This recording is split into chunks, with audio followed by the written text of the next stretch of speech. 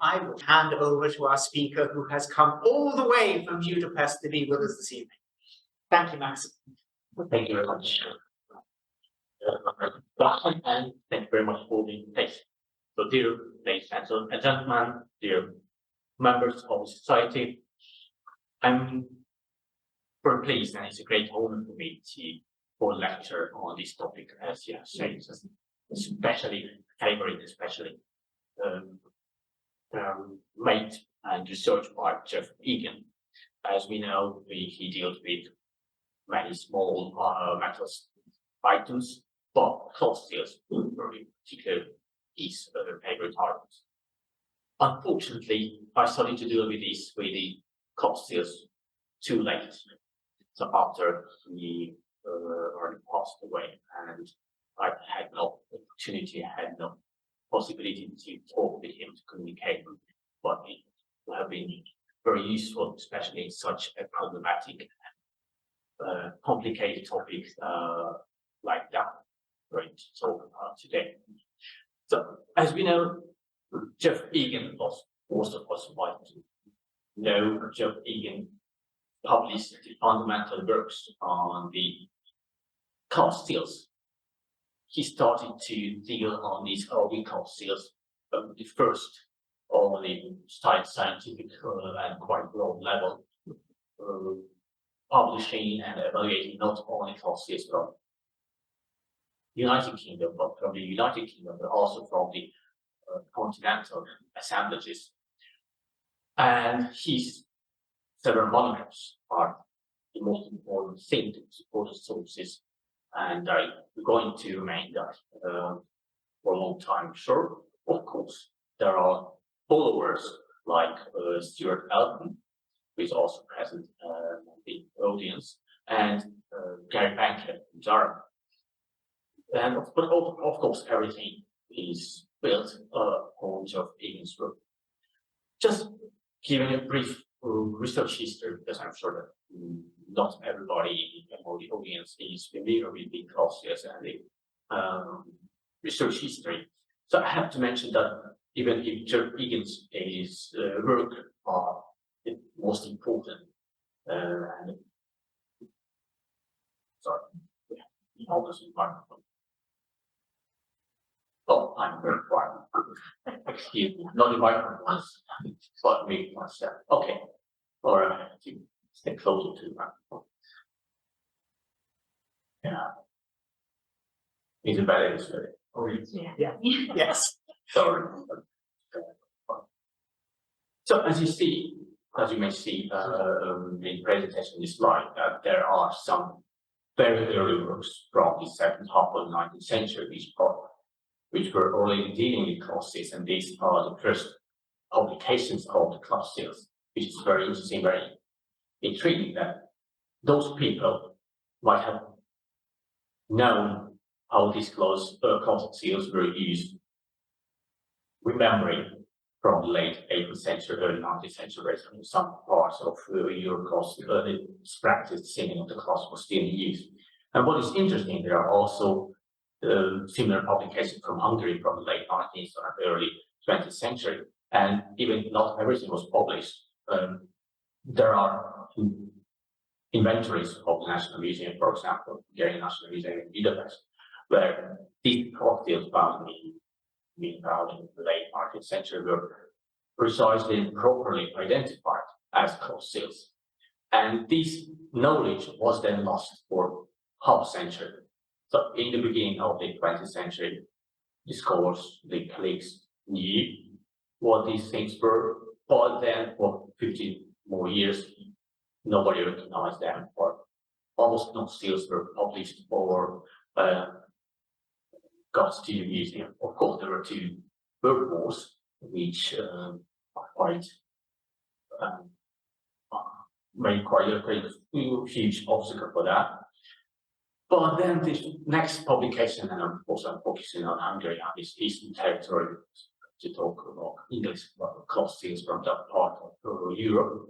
So the next publication was done in Hungary in 1956 about the finds from the castle of Buda And it was done by a prominent Hungarian numismatist, Eötvös Loránd, who identified some of these seals, not as cloth seals, but as trading seals.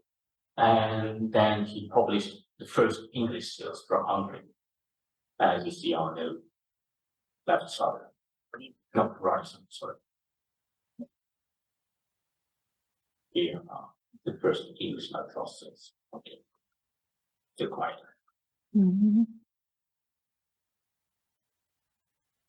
Okay, I have to be louder a bit. I'm going to try my best. Yes, so we see the first publication of the English cloth seals published was his name, Eötvös Loránd, and he not only identified them as seals, as English seals, but also as he noticed some particular strange details on these seals, such as they are not completely or really English. I'm going to talk about later. And then this topic was continued by a very famous, very important Hungarian textile historian and textile researcher, Walter Endre, and is cloth seal from his own collection. He was a historian, but he also dealt with the cloth seals because that was a part of the textile history. And why is he important, or why was he important? Is because he published the first published a common article with Geoff Egan on cloth seals. So this is one of the earliest publications on this topic, not the first, not the earliest from Geoff Egan's work, but this is maybe one of the most important, especially important that was for Central and Eastern part of Europe, because it's accessible in an international language, not only Hungarian, Slovakian, or whatever language, and of course the neighbors always understand each other's language. And it's a kind overview of how these seals were used, what they were good for, and what was the history. Of course, I'm going to talk about a bit. And how I got to this topic. This is, so for me, everything started in Apple, a small West Hungarian town, where I was lucky enough to lead an excavation in year 2011. And I was lucky because that was a very well preserved medieval marketplace, full with, of course, perfect, nice items, including weights, including coins, including all different small items, exactly what Geoff Egan would be very fond of. Sorry, people online are struggling to hear, so. Okay, maybe I should switch on my microphone. No, that'll be very, speak right into the microphone. Okay, it's like ice cream. Okay. So back to Apple. So this was the first such site in Hungary, where a huge assemblage of cloth seals was found. More than almost 200 pieces, almost 200. This is 194, doesn't matter exactly. But this is still one of the largest such assemblages in Hungary. This is now the second one. The first one is more than 600 because in East Hungary. And why is it so important? Because of course there are sites with more seals or more spectacular seals, because it was excavated archaeologically, and we have not only straight finds from the service collected with metal detector, but we have properly dated, archaeologically dated cloth seals, and we have a nice map of the distribution pattern of those cloth seals, so we can reconstruct the location of the cloth stores at the marketplace, as you have noticed on the map here. So where we have more cloth seals. And since then, since 2011, I was dealing with the cloth seals, collecting everything from the territory of the medieval kingdom of Hungary including Slovakia, Romania, Serbia, and so on and so on. And this is the map of the Kingdom of Hungary, showing the sites where cloth seals were found, and of course sites are the sizes of the dots. Implies to the number of the finds. So the most important part here, and second most is Tisza.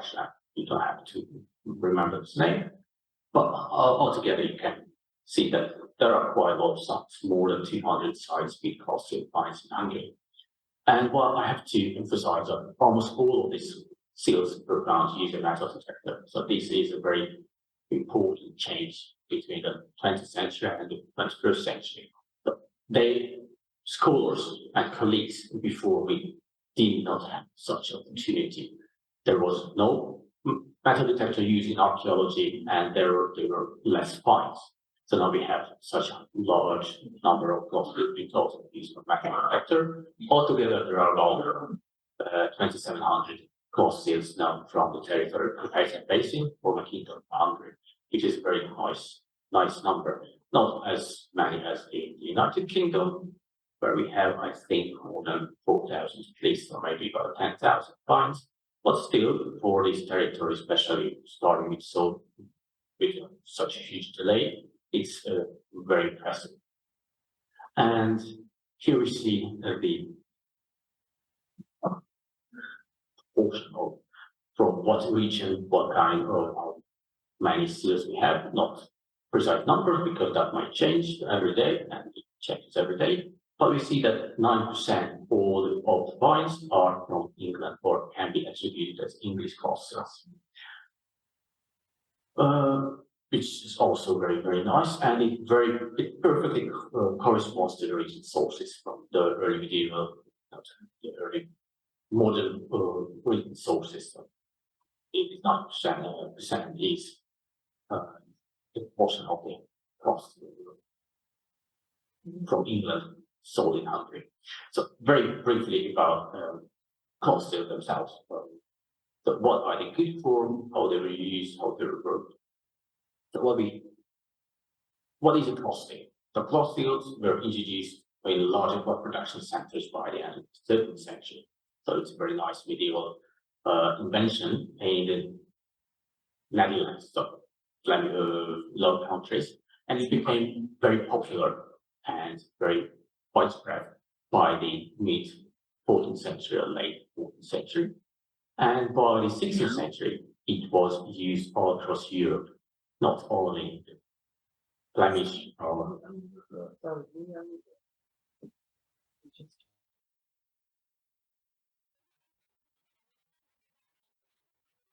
okay. I continue. Okay, I will hear myself there.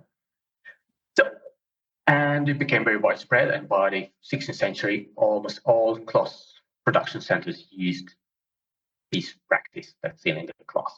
And in the 14th, 15th century, it worked perfectly. Then it became a bit confusing and embarrassing because of the numbers of the towns and cities that were used this practice. But in the very beginning, so what is a cloth seal?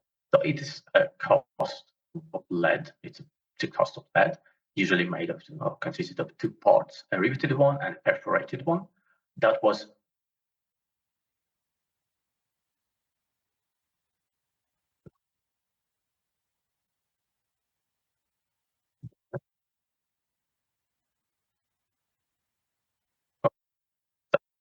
attached to the edge of a piece of cloth. Then the rivet was pushed through the fabric, and the strap was bent over, and then it was stamped, pressed, or hammered like coins. So here we have a nice example from Göttingen, or a very nice 17th century relief from Leiden, where it shows how it was stamped. But very important thing about the cloth seals that they were always shown, presented by so from the middle of the bale of the cloth, until the very last eld of the piece of cloth was sold. This was very important. It was crucial for the merchants and for everybody to identify the cloth, the fabric. And according to the cloth seal, the merchants, or usually merchants or tailors, knew the origin of the cloth, the quality of the cloth, and for what was it more important, but sometimes these seals are dated, but for them, because it was not imported year on the seals. And just a very nice example of a cloth seal from Leiden. So this kind of cloth seal is attached here. And this is a 17th century sculpture of a whale. The quality was shown by the number of the cloth, sometimes by the size of the cloth seals, sometimes by the size of the seal itself. So we see here 3 seals, and sometimes from these whales. There are these 2 or maybe 3 seals. Here we see also 2 seals, and it's in the internet sources it is mentioned similarly properly. That means we usually have German terminology for this because most of the written sources from the medieval merchants are in German. So we have ein Ziegler, zwei Ziegler, drei Ziegler. That means 1 sealed, 2 sealed, or 3 sealed, and there are even 4 Ziegler. That means with 4 seals. And of course, the more seals a piece of cloth had, the higher quality it was. So now, and with this quite long introduction, I was lucky enough to be involved in the so-called in the digital atlas of European textiles, as you see, kind of advertisement. Unfortunately, you cannot see the website. So it's a publicly accessible website mapping the textile production, the textile workshop from the prehistory up to the recent days. So it's very interesting for the post-medieval archaeology too. And I'm doing the mapping of the cloth seals and doing this cloth seal evaluation on the European scale, which is completely different than doing the same thing within the country. I have noticed some very interesting tendencies, particularities about the cloth seals, especially in this case. I'm going to talk about English cloth seals. So what kind of cloth seals that appear like English we have outside of the United Kingdom? So first, let's look around in the Baltic region, or in this Hansa region from the Netherlands up to Baltic states. Of course, there are some common examples like what we see here. English coat farms, English motto around coat farms. So very common, normal seals. There are some less common, but still understandable. Okay.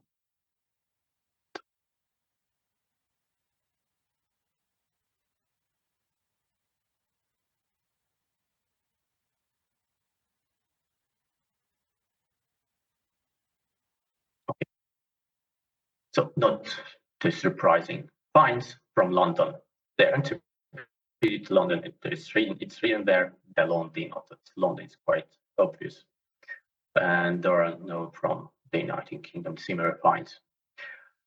And there are some stranger items, like what we here see from Trier. The upper side of the seal is normal one, I would say. That's the coat farms of England and the motto of England body. Other side contains an inscription Hans van Erferveld. It's very surprising. Of course, there is a similar one in London, but still it is not so common for the United Kingdom, so there is already something strange. And there are even more such strange seals we can see here from the Scandinavian countries, Sweden, with even stranger inscriptions. Of course, the coat farms is as it should be, but there is a Tudor rose which helps to date them, and there is this very strange inscription. So I can most probably some Scandinavic, but it's very hard to identify. So according to the colleagues like already from Geoff, Egan and Stuart Elton, so these are thought to be Germanic merchant seals for English cloth. But the question remains where these seals were put or pressed, attached to the cloth. Since there are hardly any similar finds in the United Kingdom, most probably they were attached somewhere else, not in England.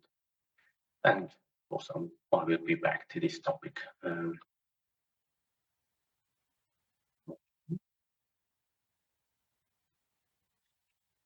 And the most interesting group of seals is the so-called Guillemets Almandette group. I would say there is a whole serial, a whole collection of such seals. As you see, there is only one example of such seal with this inscription Guillemets Almandette from the United Kingdom, was in private collection, and of course the origin, the site where it was found is not, it's a bit dubious, so I'm not sure at all that it was found really in London because this is the only such find so far as I know. But there are a lot of similar finds with similar inscription outside of the United Kingdom.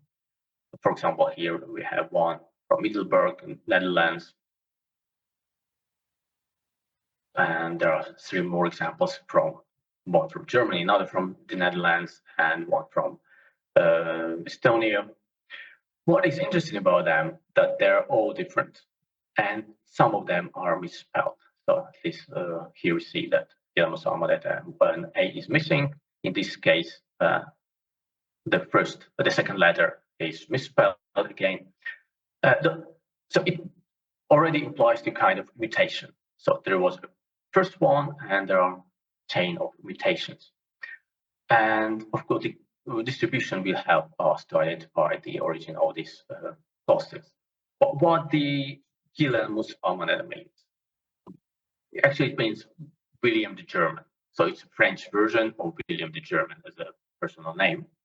So it refers to a place where this merchant or whoever lived. So it was probably he was of German origin, was settled somewhere where French was spoken. That's very common, for example, North France or this Belgian territories. So most probably, and the finds also apply to that territory.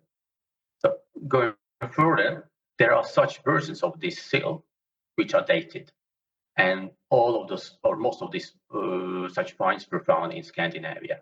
For example, 1570 and 1583.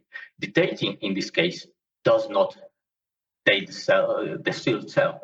It dates the regulation. So it means there was a first type of the seal, then there was a regulation in that cloth production center. That means first regulation or the second regulation, which was dated, was done in 1570, and then another regulation came in 1583. That means the not dated seals are the earliest. Then we have a group of seals from 1570s, between 1570 and 1583, and of course the rest seals after 1583. There's a nice example from Denmark, also dated to 1570s. So we see that most of these finds are connected to Scandinavian countries and to the Baltic region. And also we can see that there are some differences in quality. So there are simpler versions and there are larger, sometimes gilded examples we see here from Tallinn. So it means we have 3 chronological groups of this type of seals and at least 2 or maybe 3 quality groups. Means from every period there were different qualities of the textile that was sealed by these cloth seals. The next group is seems to be later. I know why, but in this case we cannot prove it yet. But there are such finds from Ukraine which are dated to 1590. So this with this description can be dated to the 80s and 90s. From the 16th century, the inscription changed to Mordovin, nice sample, but also motto of the English coat of arms. Next type is a very specific type of cloth seals with inscription says Serge de Bois, which refers to the type of the cloth that was sealed. And also there is a very interesting interpretation for these seals that which is published by Stuart Elton. And it said that Peter Dubois was an alien merchant whose family moved to England from the Flanders, and he himself was born in Canterbury and then was merchant in London and then moved to Exeter and was producing serge kind of serge fabrics there. But the main confusion about these seals that there are, as far as I know, no such finds from the territory of England. So it most probably, if Peter Dubois was really the father of such seals, or these seals, these were attached to the cloth somewhere else, not in England. And moving further, now closer up to the main topic. So first of all, I have to thank Eötvös Loránd from Uzhgorod, who is a professor of archaeology in Transcarpathian part of Ukraine, who is helping and was helping and still helping with a lot with dealing with the cloth seals. He's the one who is collecting and trying to get the information about the cloth seals from Ukraine. Unfortunately, the archaeology is not doing well in Ukraine and was not even before the war. Almost all of these seals were found illegally, and it's very hard to take them and at least get some information. But thank you, Igor Prokhnenko, we have at least a catalog and at least some the information survived of these finds.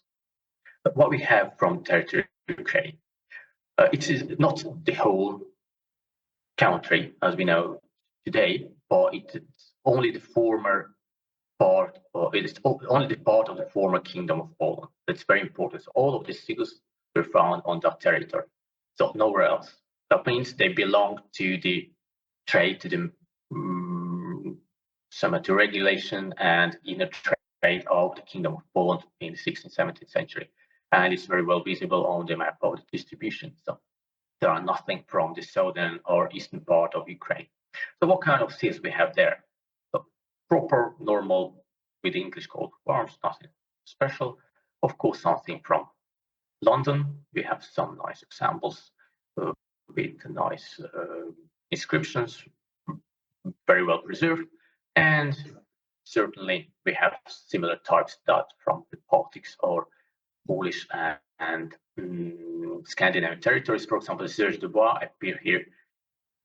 Clothes from Serge de Bois appear here in very large numbers, and at least in two types of spellings.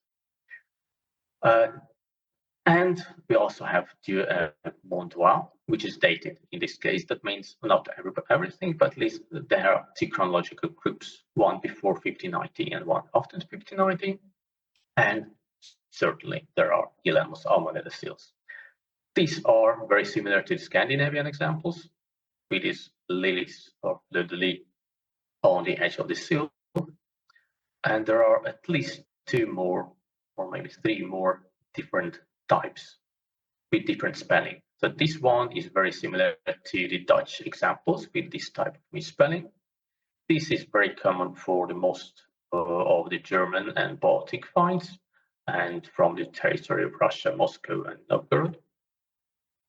And there is one more type which is unknown in the rest by the north part of Europe, with very interesting type of misspelling, or just the letters were used returned all the way.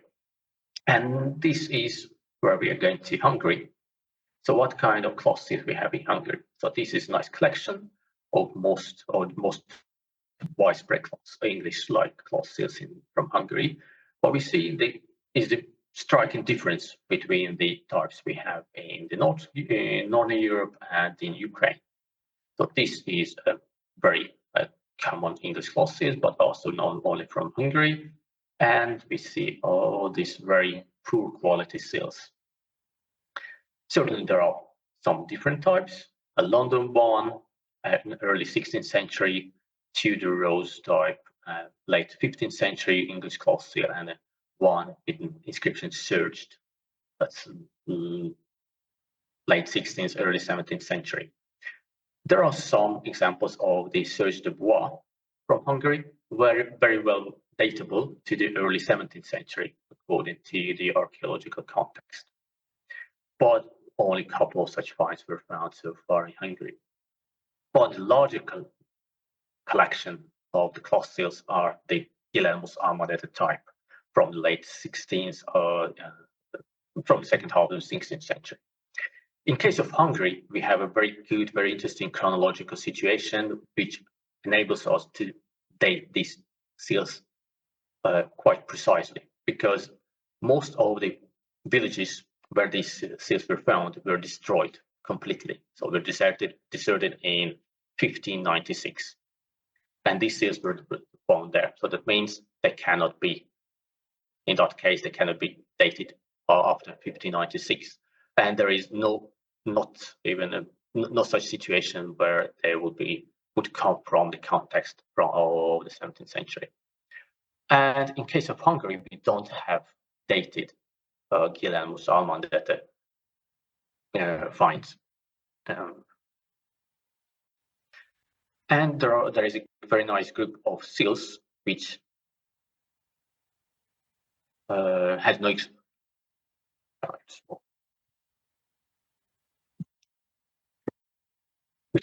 inscription.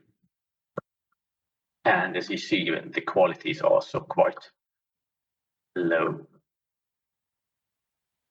And this is from the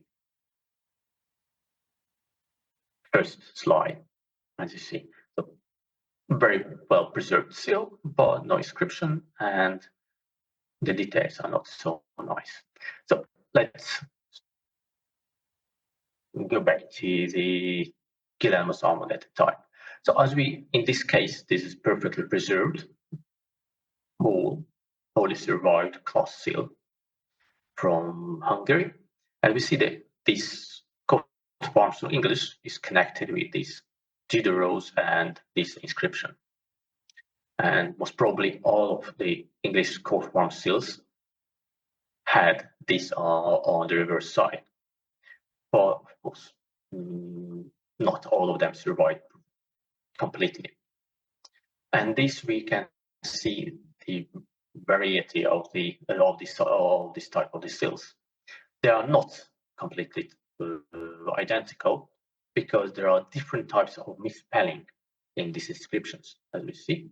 So I underline the misspelled parts of this inscription. Sometimes the motto is misspelled, sometimes the name is misspelled. So again, to check it closer. So this one looks to be a proper, English seal, only a fragment from mid-16th century Hungary, and the other one looks to be a kind of imitation, I would say.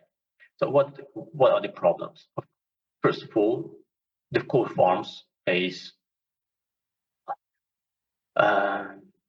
problematic in the case of the seal on the right. So this, I'm not going into the details because that would take too much time. But we see even the crown, this cross of the crown, turned to some dots in this case. And what is most important is that this pons is misspelled in this case, that the P looks all the way. You may see the same bit closer. In this case, you see the pons, and then you see the Guillermo's. Just another example. Yeah, Guillermo's.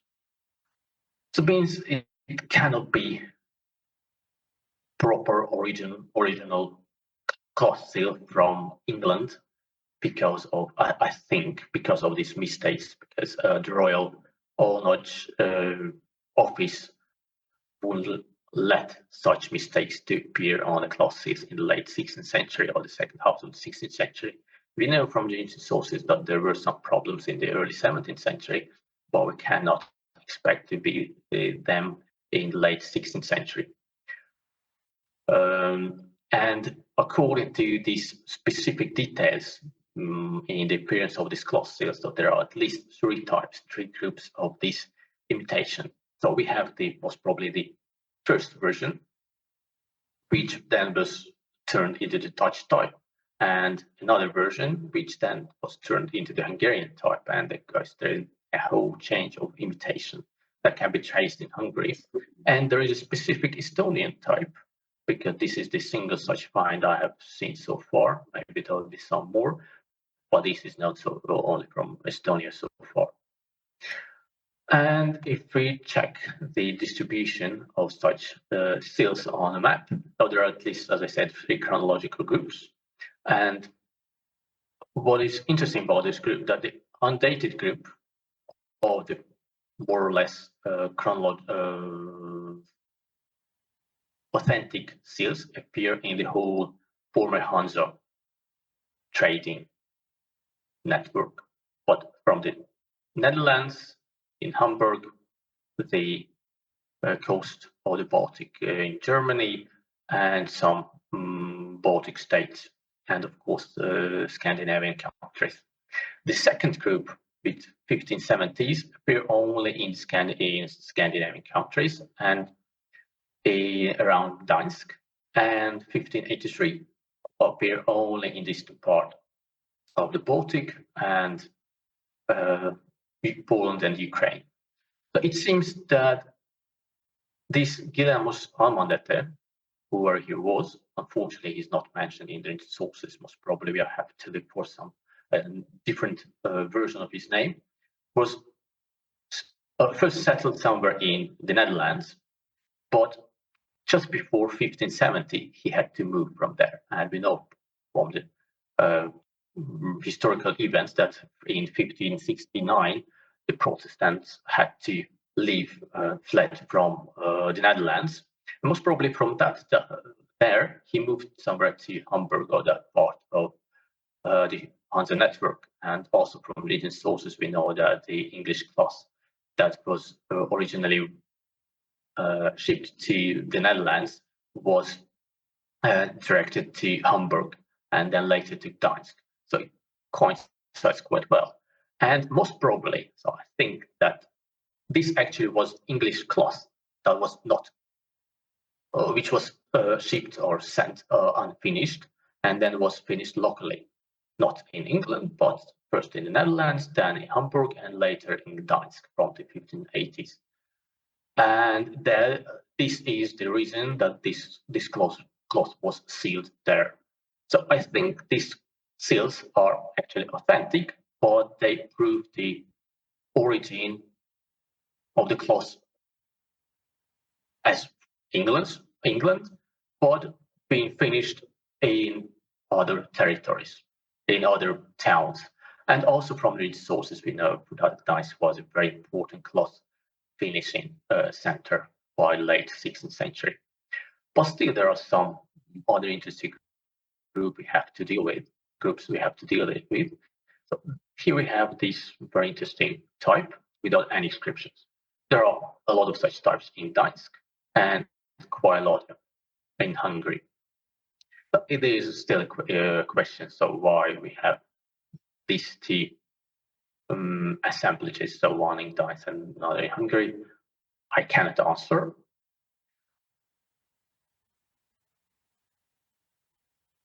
We will see sooner or later. In this case, I have no explanation.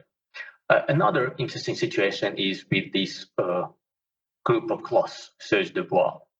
So the dating for the early 17th century can be confirmed by the archaeological context and evidence. But as we see, the distribution is traced in Bohemia, Hungary and eastern part of the former Kingdom of Poland, means Ukraine. Of course, it might have been here too, but no finds were published so far. So in this case, I think that this is actually a search class that was also finished in Gdańsk, but or not in the late 16th century, but in the early 17th century. And from the sources, we know that everything in Hungary was brought there from Poland or Silesia, that means from Wrocław or Krakow. And that's why we have here this kind of distribution in Bohemia. They were buying this cloth in Wrocław, and of course then it was brought to Hungary in the early 17th century during the so-called Long War. And this is a nice example of Hungarian find. And of course, it is very interesting to compare everything with the written sources. What kind of cloth fabrics we had in Hungary and Poland, such cloths that can be attributed to English. So the first group is the common English cloth, but that was the most expensive type, most expensive fabric, the cloth that was called simply English. On second place, the so-called fine London cloth, as we see the so-called fine Londish, that's the Hungarian version of the fine London cloth. Then we had simple London cloth, that's Lundish, Lindish, Lunska in Polish, so this third type. And there is very interesting data from the early 17th century, which actually confirms, and it helped me to identify this cloth seals as being produced in Gdańsk. So we have Danziger Lundish. That means a London cloth from Gdańsk, as it was said in its sources. Unfortunately, the source did not give the price for this cloth, but it existed in that time. One of the cheapest cloths by the end of the 16th century and the early 17th century is the so-called Karazia or Karazia. In Polish, that's the curse.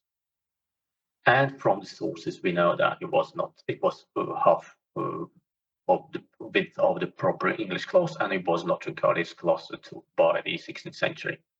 There is also a quite expensive type of so-called perpeta, that's the perpetuano and duretto serge cloth. And just to compare the prices, so we see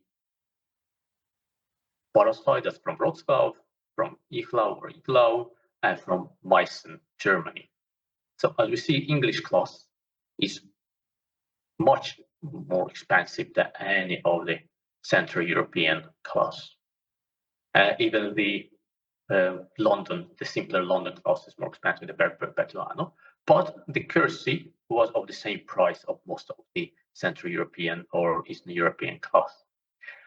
So according to all this, it seems that all these Hungarian strange cloth seals are actually belonged to currency, because that was sold in the largest amount, and that was the cheapest, and the quality of the cloth seals referred to the quality and the price of the seals. And maybe the original seals were attached to Danziger Lundish or something like that type of cloth, or maybe even something from Perpetuano. In this case, we cannot be sure. And also, to refer to the wrinkle sources, we know that most of the cloths that reached Hungary in this late 16th and early 17th century was shipped from London, sometimes to the Netherlands, and then to Nuremberg, or later to Hamburg, and then to Nuremberg, and then later from the around year 1600, and it was shipped to Gdańsk and sent there to Wrocław or Krakow, and only from there it was transported to Hungary. But still, there is a question what to do with this type of cloth seals, because we know that there is a group of cloth seals that can be attributed to currency, and most probably was sealed in one of these cloth finishing centers as Nuremberg, Krakow, or Wrocław. But this type of seals are so poorly done with illegible inscription and so obviously counterfeit, so they cannot be connected with that part. Those centers, to the cloth production centers. And another question: so if it was produced somewhere else, not in the cloth production center, how could it be sold at all? So just some interesting contemporary sources that show that in that time Hungary was so poor that everything could be sold if it was not so expensive. So the kersey sold to Nuremberg could not be sold by the year 1606. And at the same time, the quality of the English curses in that time was also so poor that nobody noticed the difference between the English kersey and the locally produced cloth. So just, I don't want to read, but you might imagine that the Nordic cloth curses here worse and worse. And there are more sources, because more mentions about that the cloth, the kersey, not the quality cloth, the kersey was so poor quality that it was not so obvious for merchants that it was not really English if they bought something. So, and of course, my favorite part of this topic is about the English kersey production in Hungary, not in Hungary, the Ottoman Empire. So we know from the sources that it was produced there, but usually we cannot locate that. So this we can see the map of the distribution of the English cloth seals, of the Skinelmo Salmanetta cloth seals in the territory of Carpathian Basin. So we see that these dots are border castles, because we know that the kersey, English cloth, was part of the salary of the garrisons of the mercenaries, and so they received part of salary in cash, another part in cloth, and they immediately sold that cloth on the local market because they were not tailors, they could not do anything with that. So it was completely the same for them what kind of cloth they cut, but it was not the same for the authorities, who the more expensive the cloth was, the less cash they had to pay to the soldiers, to the garrison, to the mercenaries. Of course, they gave the so-called English cloth because, as we saw, that was the most expensive one. And the rest, of course, they kept, and the rest of the money. So the distribution of the English cloth, of English-like cloth seals in Hungary. And as we can see, so this is the Ottoman Empire. This is the Kingdom of Hungary and the Prince of Transylvania. And so border castles, it's okay. But here we have this huge accumulation of these cloth seals, which is very surprising. There was nothing military in that part of Hungary at that time. So why we have so many? And it was not a particularly rich part of Hungary that all the noblemen would live there. So what we have there actually in that time, so getting closer. So this, again, distribution, the late 16th century cloth seals in that part, huge numbers, sometimes more than 30, 40 items.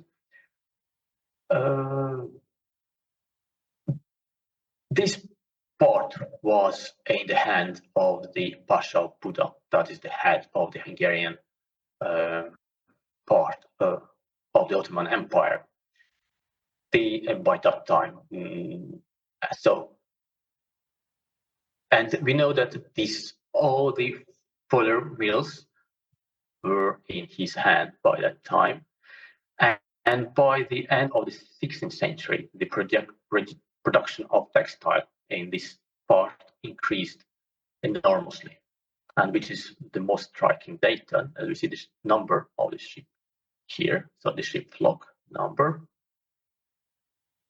So year 1567, year 15 79, the percentage. So in the, for example, the Centepornia village from 382 to 2300 and so on and so on. Of course, it was connected with the textile production. And for whom they produced all this cloth? Not for themselves, of course. And of course, it was not so good quality to sell it abroad. So most probably it was sold as English cloth somewhere in the Royal Hungary, that means the Kingdom of Hungary, or in the border castles, but it was given as a salary to the soldiers. And of course, they had a great income of that. And what is also interesting that all these villages were destroyed in 1596. And this practice, so there are almost no English cloth seals after 1596 in Hungary, very few serge de bois types. And also there was a huge economic collapse of the Kingdom of Hungary, of the whole royal treasury by that time. And again, proving that the difference between the English currency that was sold there in late 16th century and the locally produced cloth was not so big. Okay.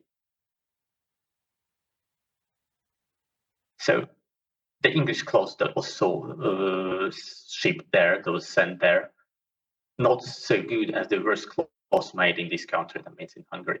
It means for the soldiers and for the merchants, it was really the same, even if it was paid or as proper English cloth.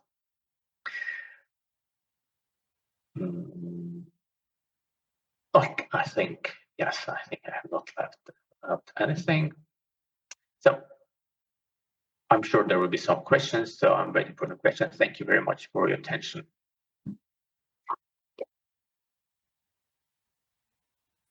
Thank you very much, Maxim. We do have just a little bit of time. Hannah, are you able to monitor online for any questions that come in on the slide? You can take questions from the room and Hannah will monitor online.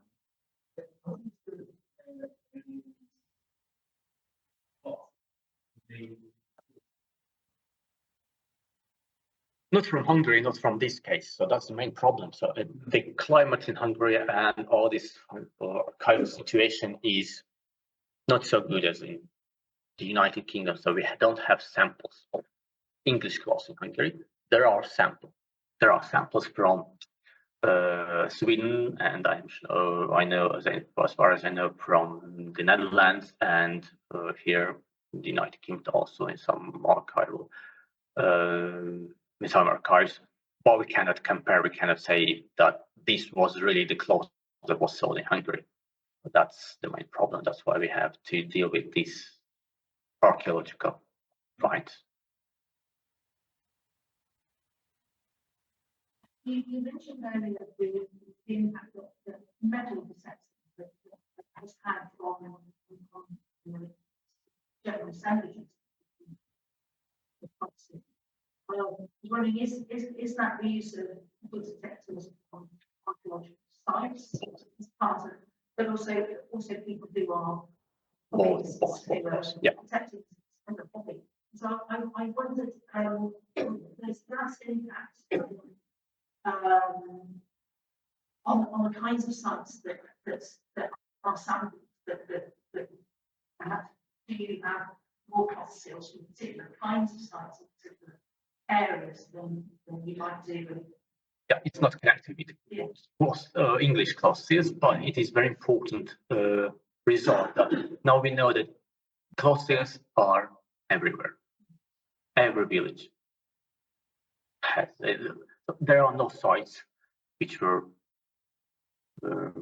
searched with metal detector that produce at least one cloth seal. So they are everywhere.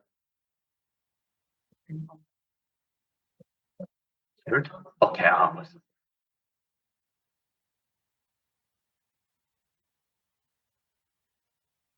Hello. Hi. Hello, Maxim. It's Stuart here. Hi.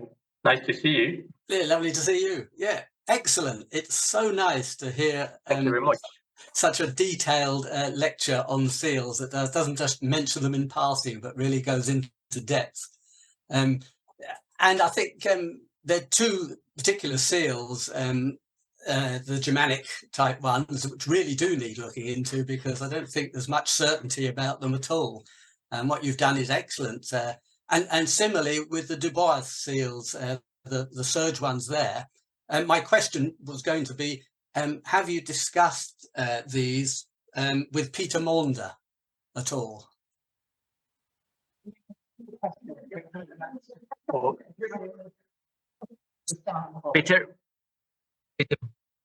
whom? Peter.